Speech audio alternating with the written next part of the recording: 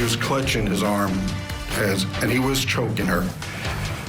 I noticed her eyes rolling into the back of her head. I was able to see what appeared to be a man on the ground with a young woman that he had subdued somehow. What did you see?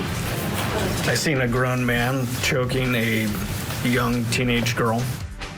Eyewitnesses describing the chaotic scene in the attempted honor killing trial. The 17-year-old victim is expected to take the stand today. Plus, was Maddie the motive? A brand new book is shedding some light onto what may have been the reason behind Bryan Kohberger's killings. Also coming up this hour, the man accused of murdering 13-year-old Madeline Soto appears in court. We're looking ahead to Stephan sex abuse trial. And the Menendez brothers' conviction still under scrutiny. So could the latest developments impact their chance at freedom? It's all coming up next for you right here on Opening Statements.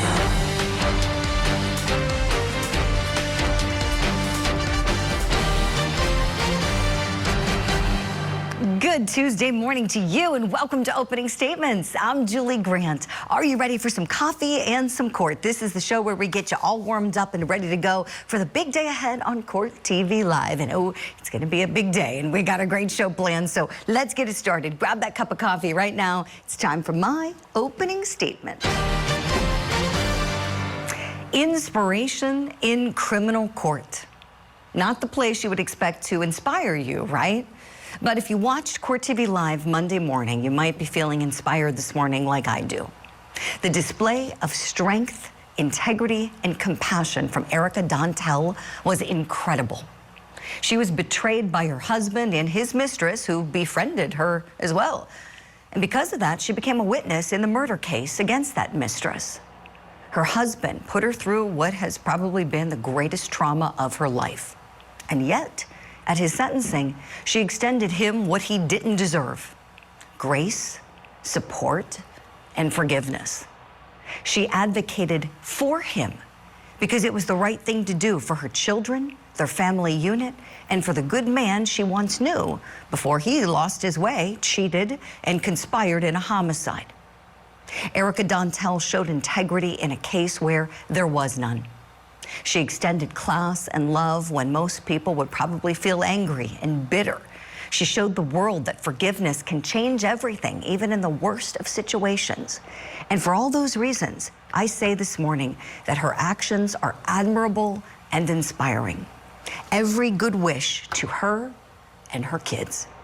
That's my opening statement. Let me know if you like it. Right now, it's time for your daily docket.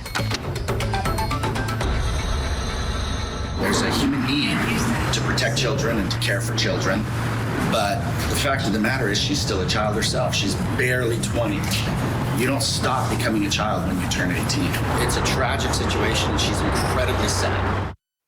Oh, that was Maya Hernandez's defense attorney. She's the young woman accused of leaving her sons in a hot car while she went to get lip filler.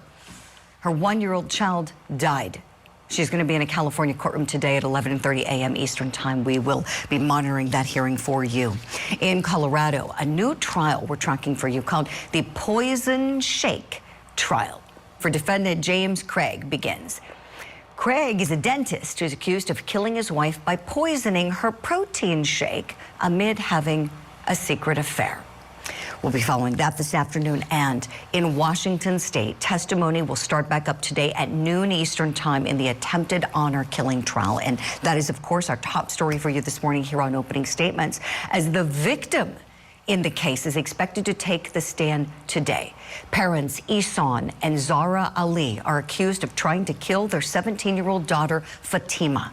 Several eyewitnesses took the stand on Monday, saying the attack happened near a bus stop just outside of the victim's former school and was captured on the bus's surveillance camera. The state played the video with its first witness. Mary Wagner was one of the eyewitnesses who saw the fight and called 911, and she describes how the victim seemed after the altercation. She appeared incredibly confused. And what do you mean by that? What does that look like? She seemed to not know what her surroundings were. She was in like I said, she was in kind of a panic. She turned around and looked at me, and her eyes were huge. I mean, she had hair in her face. She looked completely disheveled. She looked very confused, absolutely terrified, and she looked at me and then turned the opposite direction and ran towards the high school. She was stumbling. She could not stay on her feet. She was trying to run, but was falling, tripping over herself. According to court documents, Fatima told police that her father had threatened her with an honor killing for rejecting an arranged marriage to an older man. But the jury is not going to hear that part of her claims because the judge made a pretrial ruling that the terms honor killing and arranged marriage are way too prejudicial to come into the case, so no one can say them.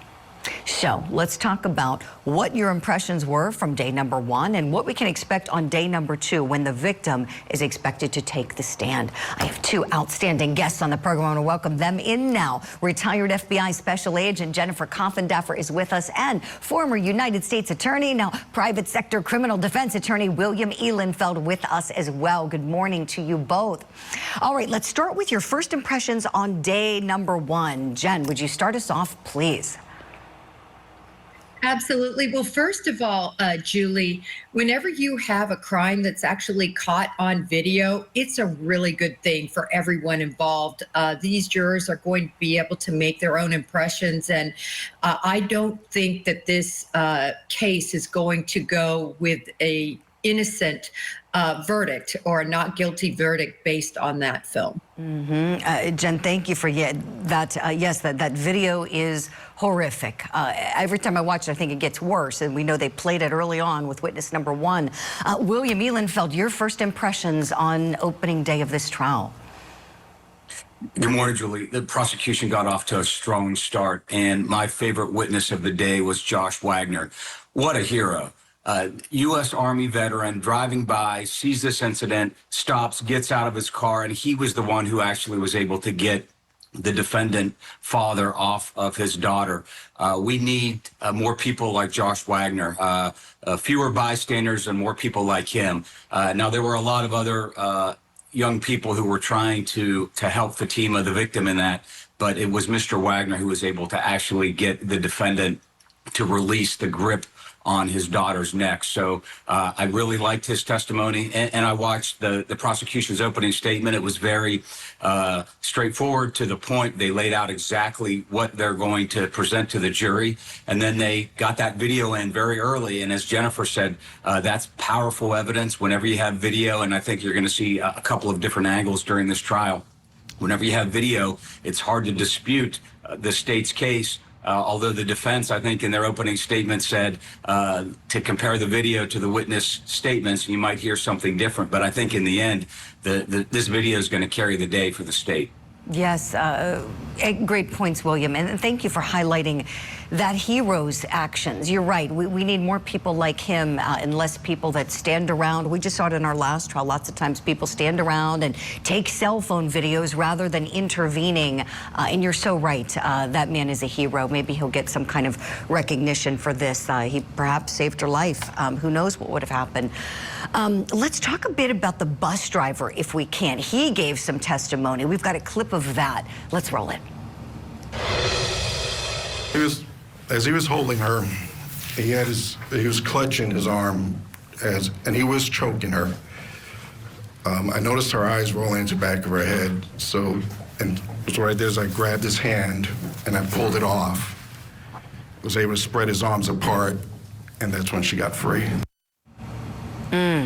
Jen, what did you think of his testimony? And we know that surveillance video is coming from his bus. Thank goodness he pulled up where he did, and we have that key piece of evidence through him. What was really moving, you know, anytime somebody is put in what we call the carotid hold, where essentially you make a vice grip and it cuts off the carotid artery flow to the brain, it is such a quick reaction by the body, really within seconds, that a person can become unconscious. And so it was critical that that vice grip was released, and the detail in which he gave, I think, was critical. I mean, had someone not intervened, who knows what would have happened? Prosecution's contention is they were trying to kill her. That's the contention. That's their legal theory. The defense minimizing it, as we know, on day one, minimizing. Oh, they wanted to talk to her, just trying to find her mom, didn't really want to do anything at all. But when Fatima gets up there today, what's this going to be like? William, could we look at it from the lawyering point of view? Having so much experience as a prosecutor, tell me, how would you handle her? What would the direct of her be like? How would you formulate it? What would be the big things you'd want to be showing the jury with her? So in the build up to the trial, they have met with Fatima on several occasions, and you're allowed to do that. There's nothing wrong with meeting with your witnesses in advance of a trial. And with a victim, you're going to spend a little bit of extra time with her, and you're going to be very gentle. You're not allowed to ask leading questions on direct. The prosecution's going to have to ask open-ended questions, but they're just going to try to take her chronologically through what happened that day and what happened, before she went to school that day. And they're also going to have to tell the story of her boyfriend and why her parents were so angry about this relationship she was in. We know about the judge's ruling. They can't talk about this, call it an honor killing or an arranged marriage that they wanted her to enter into in another country. So they're going to have to be careful to avoid talking about that, but also allow her to tell her story and not ask too many leading questions.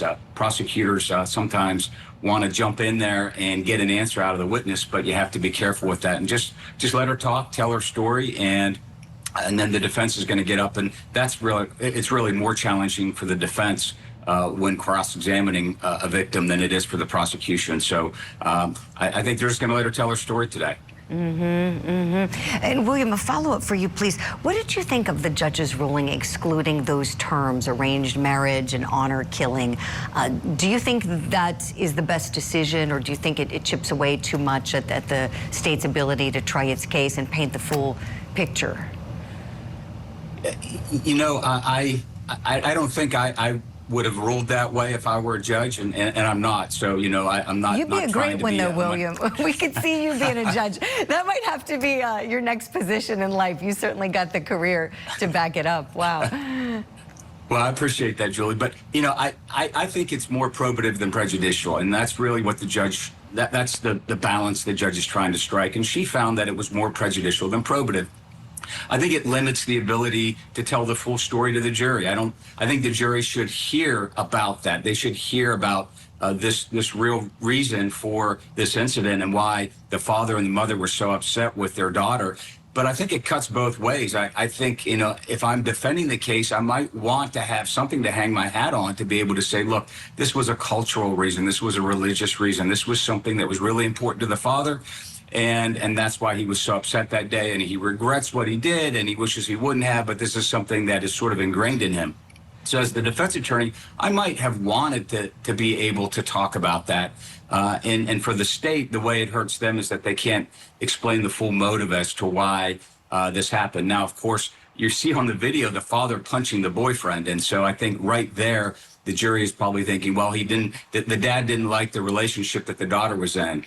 They're going to be, the state's still going to be able to sort of explain why it happened that day. They're just not going to be able to tell the full story. So I guess in the end, I would have allowed it in. I think the more a jury can hear, the more a jury can understand, the more likely they are to get to the truth. And that's the job of the jury, is to find the truth and to make a ruling based upon all the facts. Excellent analysis. William Ehlenfeld, Jennifer Coffindeffer, stand by for more questions, please. We'll hit a break. My friends at home, go refill your coffee. We'll be back in just 4 minutes. Here's what's coming up on Opening Statements. Are you pleading guilty because you are guilty? Yes. And Mr. Kohberger, you understand that by entering the guilty plea in this case, you would be giving up your right to appeal any decision this court made, as well as your sentence? Yes. We heard Bryan Kohberger speak a little when he pleaded guilty to those 4 murders, but we're wondering this morning, will we hear him speak at his sentencing? And defendant Stephan is gearing up for his first trial relating to sex abuse charges. A former Florida state attorney joins us live to weigh in on what we can expect.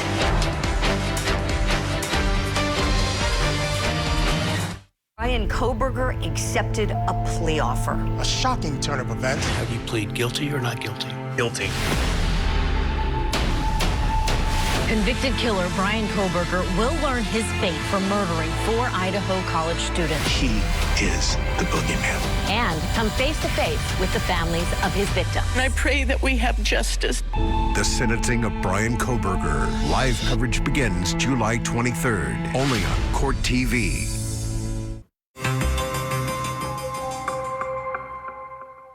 On November 17th, autopsies were conducted, and the Latah County coroner confirmed the identity of the 4 victims. The cause and manner of death was homicide by stabbing. These tragic murders took 4 young, vibrant lives from our community. Nothing we do can bring them back.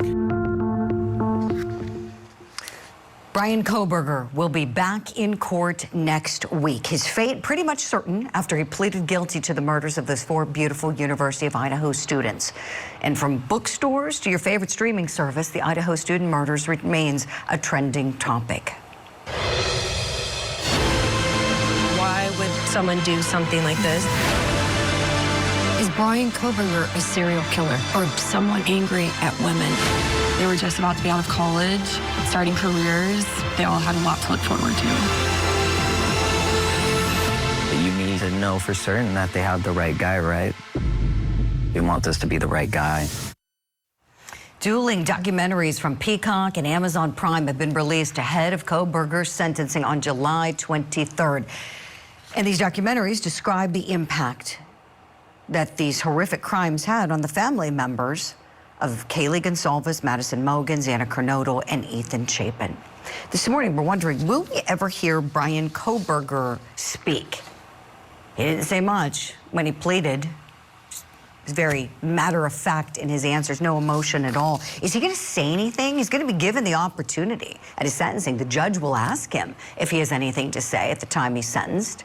Will he take that opportunity? Let's ask our power panel. Still with me, retired FBI Special Agent Jennifer Coffindaffer, and want to welcome in forensic death investigator, professor at Jacksonville State University, Joseph Scott Morgan. Good morning to you both.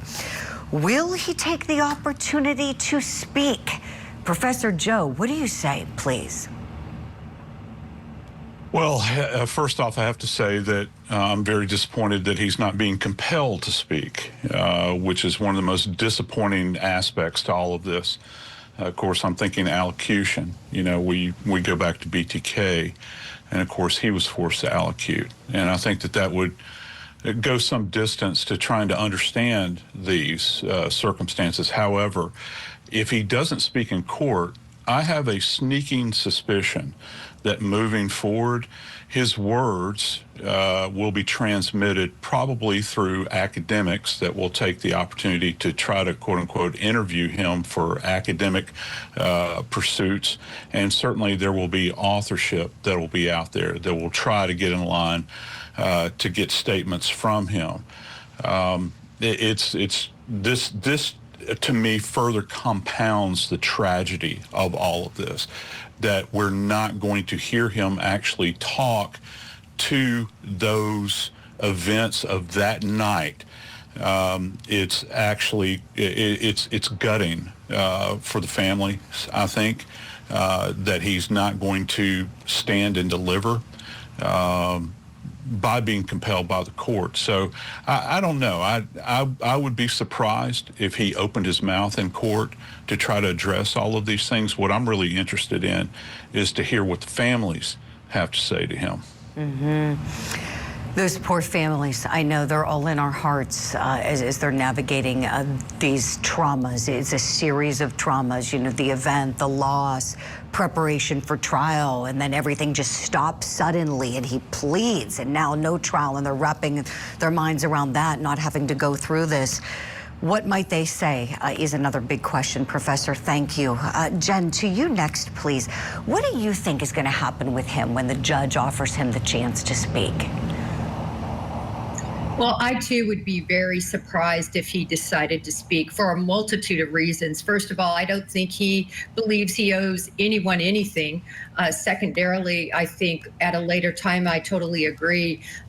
with Professor Joe, that certainly he will take opportunity to tell the story as he wants to tell it to different individuals who, in a much later time frame, I think, will end up speaking with him. Also, I would add, I would not believe a word Bryan Kohberger has to say, even if he says he's sorry, which we heard BTK say, never believed a word of that. He's going to speak from a position of something that might make him look better, and really to just proliferate what he wants to be remembered as. So I don't believe what he would say, even if he did choose to speak. Great point, Jen. You know, I don't think that he has it in him to offer anything. I truly think he doesn't care. I think he is just a rotten to the core. There's no affect, there's no emotion. I think what we saw when he pleaded is what we'll see again, that he doesn't have one bit of sympathy for what he did. And I would love to know why. I think everybody would love to know why those beautiful souls were harmed the way they were. It's horrible. You know, we can't go back now. All we can do is support those victims, pray for them, wish them the best as they move forward. Now, there's a book coming out, The Idaho 4, An American Tragedy. The co-authors compiled hours of interviews from many people connected to the case. They went on Good Morning America on ABC, and they described a dream from a victim's friend about Bryan Kohberger and his alleged main target. Take a listen. When they are told that the guy who murdered their friends is this guy, Bryan Kohberger, they don't recognize his photo. Right, a total stranger. They can't put it together. That's when Emily said the only explanation that she and Hunter could come up with is the story that, you know, we tell as the story of her dream, that Bryan Kohberger targeted Maddie, and that, you know, she doesn't know the exact details, but that's her best guess. So, do you believe that Madison Mogen was the intended initial target? Jen Coffindaffer, I would love to start with you in your assessment and analysis. What do you think of that theory, please? I believe Maddie Mogen was the target. I've believed that for years, but it isn't based on a dream. It's based on the facts known. And I think the fact that he went to her room, I think that room was visible. I think the fact that he, from prior surveillances, had an idea by people turn the lights on and so forth when they go in, what her room was. I also believe that she was really the epitome of what he desired and could never have in his life. A beautiful, very thin, just vivacious, outgoing. Everybody loved her. And so I definitely believe she was the target. Also, the sheath being right there. She was also believed to be the first to have been killed. So for all those reasons, I believe she was the target. Jen, thank you for that. And I love how you said your opinion. It's rooted in the facts, not in a dream. And when we look at this, I'm just dying for more information. I know you both are too. Everything being sealed. It's been so tough going through the docket. Hopefully when this is all closed, we can look through some more documents, and even without Kohberger saying anything, maybe we can get a better idea of exactly, you know, how, why, all of it.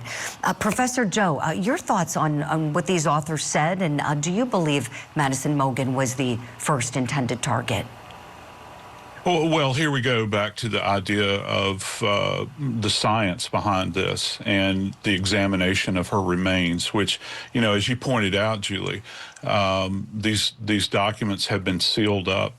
And we would, I think, for me personally, coming from my world of medical legal death investigation, I'd be interested to know about the injuries specifically, the targeting of her. We've caught, you know, little snatches of things along the way, but the specifics, wound descriptions, the level of violence that was inflicted upon her as opposed to the other subjects that were at the scene.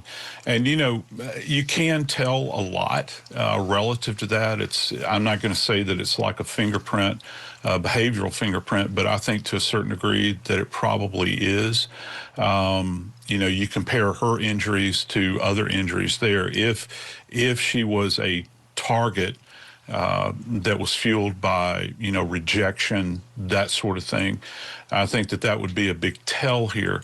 What would really be fascinating for me, and I gave this some thought last week when all of this dropped, is I would really like to see the family be made fully aware, if they haven't to this point, the degree of injury, so that when they give these victim impact statements, that they can look him in the eye and say, you did this to my child, and here are the description of the injuries. If he won't say it, I would love to see the family be able to address, or the families be able to address him directly about this.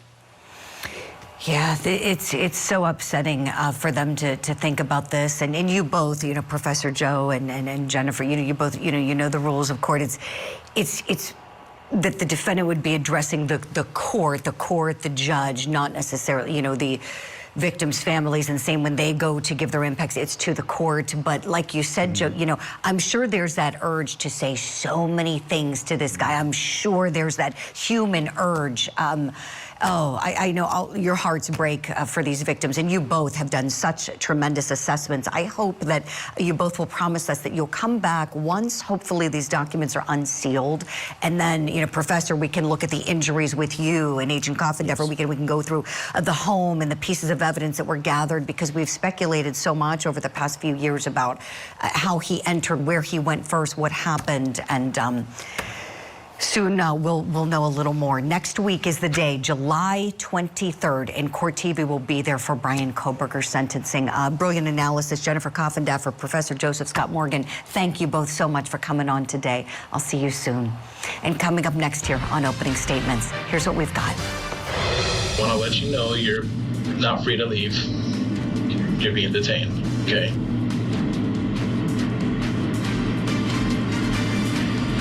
Do you want to know what you're being detained for? Capital sexual battery and possession of child pornography. We're shining a spotlight on the case involving this guy, defendant Stephan Stearns. He's accused of sexually abusing and murdering his girlfriend's daughter, 13-year-old Madeline Soto. The sex abuse trial is going first, and soon we're going to talk with a former Florida state attorney about what we can expect in this prosecution. That is after the break. And later in the show, the Menendez brothers are back in the headlines. The judge wants an explanation on why some evidence didn't come in to the second trial. We'll talk about what may tip the scales in what's called a habeas corpus petition for relief. Be right back.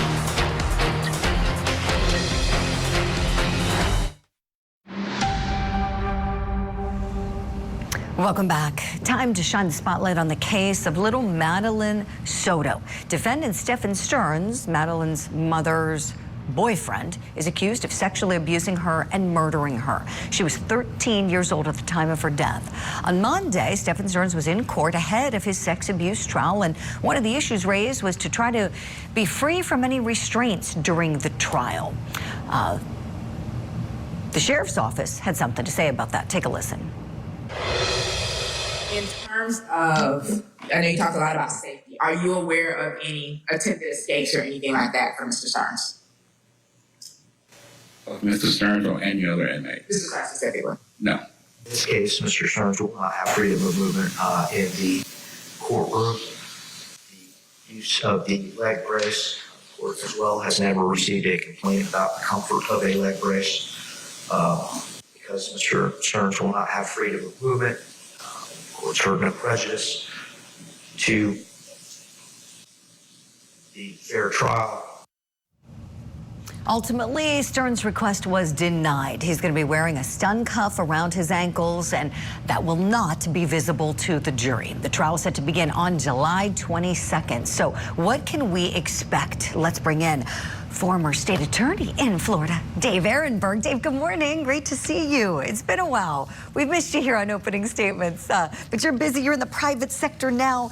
And I want to ask you, please, when this goes, tell us what you're expecting here. What kind of a trial should we be looking forward to and kind of preparing ourselves for? As we know, this is upsetting stuff, as you know, with this child allegedly being abused by this man. It's devastating stuff, Julie. Good to be back with you. This guy's in a lot of trouble. You have 60 images, and it's going to be a focus on the images, which are what they are. And this is going to be a lot harder for Stearns to get out of. Not that he'll get out of this murder case that's upcoming, but here they got him dead to rights. They've got the images on his phone, and it's a strict liability offense. You can't say, well, I didn't mean to look at them, or they accidentally got on my phone. You know, either have it or you don't. And his best chance at winning this is not at the trial, but he tried at a pretrial hearing to get the images suppressed, saying that the law enforcement officer didn't have a warrant when they got his phone, even though he voluntarily gave it to them. So he's going down for this. He'll get equivalent to life in prison, and then he'll hopefully, in my mind, get capital punishment when he goes to trial for the murder in September. Yes. Dave, I'm so glad you brought that up. Let's talk about that. Is there some advantage for these prosecutors to be going forward first on the sex abuse trial before they move forward on the homicide case? Well, it's a safety net in case the homicide case goes sideways, or if there's a hung jury, at least you know that this guy's not going anywhere, because he will be convicted of these child abuse charges, and it'll put him in prison for the rest of his life. And so that's something that prosecutors will have, knowing that if things go sideways in the murder trial, he's gone. He's there. And also the conviction will be used against him as part of the death penalty case in the future trial. So in the death penalty case, it's bifurcated. You've got the guilt phase and you got the penalty phase. And the conviction of a previous felony is a consideration in the penalty phase, meaning it's an aggravator. It can be used to justify the death penalty. You have to have at least one statutory aggravator. There are multiple here with Stearns, but at least if he gets convicted here, that will be used against him as an aggravator to make him eligible for the death penalty. Dave, that makes so much sense. Thank you so much for that. So we think about this. So the conviction wouldn't come in the guilt-innocence phase, as you said, but if he's convicted at the penalty phase, prosecutors can hang their hat on that. You said they need at least one aggravator. How many do they need in Florida to pursue capital punishment? You need just one. Just one. Wow. Yes. Wow. So that would do it then. Yeah. That would do it. There are others, too, that they'll have against him, but that will be done. I mean, they will have that in their back pocket going in there. And it is always possible they could use the convictions, assuming it'll be a conviction in the initial phase of the trial. The guilt phase, it depends. First, if he takes a stand, then they'll use it against him. But I don't think he's taking the stand, Julie. This guy is piece of garbage. I don't think he'll be taking the stand. There may be other ways to get it in, but quite frankly, the prosecution doesn't need to introduce this evidence in the murder trial. They've got him on that too. These are really strong cases. His best chance would be to suppress the evidence or to cut a plea deal, and neither is happening. And Dave Ehrenberg, such great analysis from you as always. Let's look at a clip together of Jennifer Soto, Madeline's mom. Let's listen to this. At any time during the course of your relationship, has he expressed that he's ever had sex with a child? No. Not a child, but when he told me when he was in high school, he graduated high school like later, like older than 18. Okay. He dated somebody younger than 18. I think she was 15.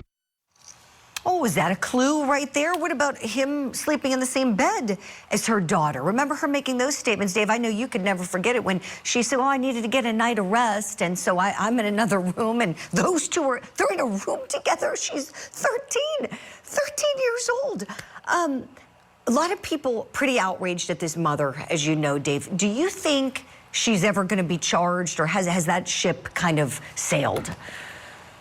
There's a lot of hope in the community that she'd be charged, because what kind of a mother lets her child sleep with her boyfriend?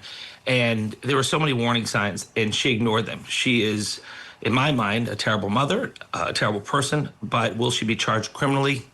I don't think so. I think the ship has sailed, as you said.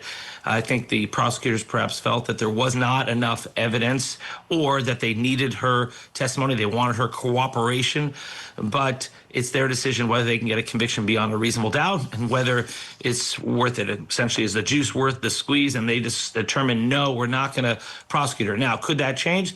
yeah, there's always a chance, but I think you're right, Julie. I think at this late stage, if they were going to prosecute her, they likely would have charged her already. Dave Ehrenberg, always such great analysis from you. Thank you so much for making time for us this morning. We'll look forward to having you back very soon. Thank you, Julie. Still to come here on Opening Statements, we're talking about the Menendez brothers. Yeah, Menendez mania continues, and we've got a new legal situation cropping up, and it's on the prosecutors to do something soon. We'll explain when Opening Statements continues. Go get more coffee. We'll be right back. I mean, it was obvious that it was true, and I just didn't feel my brother was going to, there was no reason to lie. Clearly, he was coming to me, wanted me to do something about it, and it was true, because, my dad never denied it when I talked to him about it. This week on Opening Statements. Did two parents try to kill their own daughter? We're previewing each day's proceedings in the attempted honor-killing trial. Opening Statements with Julie Grant. Mornings at 8, 7 Central on Court TV. Now, for what's tipping the scales of justice, a big development in the ongoing Menendez brothers' attempt at freedom. The judge overseeing the case has ordered the district attorney's office in L.A. to explain why the defendants should not be granted habeas corpus relief. The defense team filed a petition to have the court re-examine their convictions, and the judge wants the district attorney's office to explain why not by August 7th. This is because of new evidence that's come to light. So let's go back in time. In the first trial, the brothers' defense was that they killed their parents after years of sexual abuse. That trial ended with 2 hung juries. In their second trial, the brothers the judge ruled out any testimony pertaining to sexual abuse. They were convicted. They were sentenced to life in prison without parole. That was back in 1996. So now the judge has just issued an order asking for a response from the district attorney's office. Judge going so far to say in the ruling that the evidence would have likely changed the outcome of the brothers' second trial. The brothers are going to be due back in court sometime in August for a parole hearing, because remember, in one of their other ways of trying to get out of prison, they asked for a resentencing, and the judge did it. So they're now sentenced to 50 years to life. So they are eligible for parole, potentially, depending on what the board finds. So after that big day, the defense was declaring victory. Let's listen to a little bit of what attorney Mark Garrigo said when the brothers were resentenced. On a day like today, that redemption is possible. And to those, you saw X-rated talk today, you saw kind of the ridiculous nature of the cross-examination.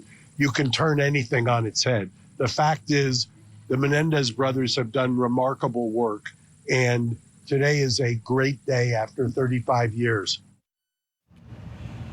Okay, so what if they don't get paroled in August or anytime soon? They still have this petition for habeas corpus relief. And so the judge is looking for the DA's response to the newly discovered evidence and why it may not warrant a new trial.